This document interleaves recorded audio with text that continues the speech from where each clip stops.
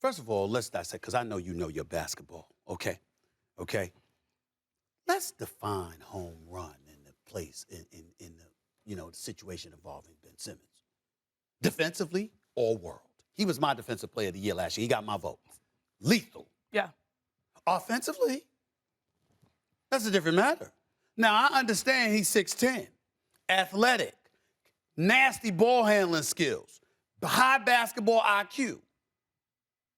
But he couldn't shoot to save his life.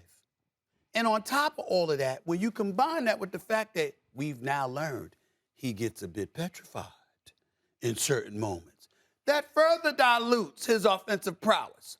So now when we talk about finding somebody, well, let's just say hypothetically, okay? If I worked out a 3-team deal and I got a C.J. McCollum and I got a Buddy Hield, not to say that's the case, because I know better. But what I'm saying to you is not all NBA, but yeah, right? valuable. Right? Well, guess what?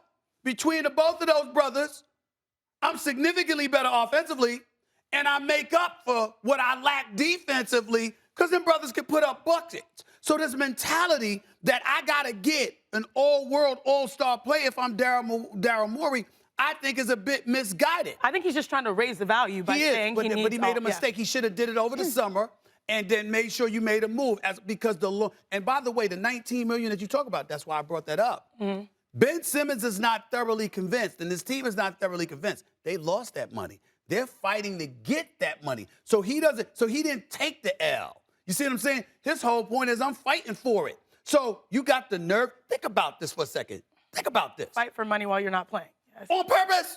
I think I haven't played. But look, let me tell you, I haven't played, but I want my money. Once I have a contract and I have, a long-term relationship with you, I'm still fighting for my contract whether I play or not. Whoa. You don't ever put yourself in that equation because you show up to work.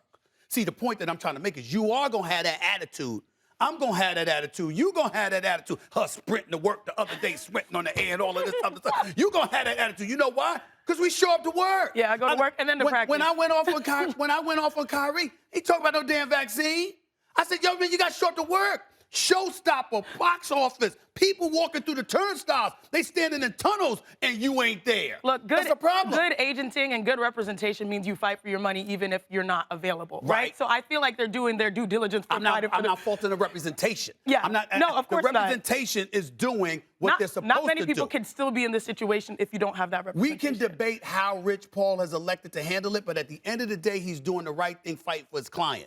What I'm saying is you the player, you know you ain't working, and you fighting for your money on purpose. He is working out, and I do believe if you were to find... Yeah, he's working out. Hold it. Okay, you didn't just say that. You didn't just say that. Look, let me tell you, he's rested. I think he's going to make an effort to play if he were to be traded. Oh, my God. He's going... Look, if he was traded. If he were traded, he's making it... But he's who's he fighting for his money right now? I mean, the team he's not playing for. The team he refuses to play for. Let's get back to this, Stephen A. The reality is the only team that we really heard that removed themselves were the Kings. And even if you add a 3-team trade, I'm not sure if you're going to get, even if it's not all NBA, great players that will be able to position Joel Embiid right now for a championship versus waiting to the offseason. You already lost me. Because what you just said, did you know that if you get on the Peloton and break a sweat and stuff like that, and you get on the treadmill and you break a sweat, it can actually help your lungs better, which helps your voice and all that stuff. So guess what, Sinead? Guess what, Sinead? All right, ESPN, I don't need to show up on first day. Let me go in the gym.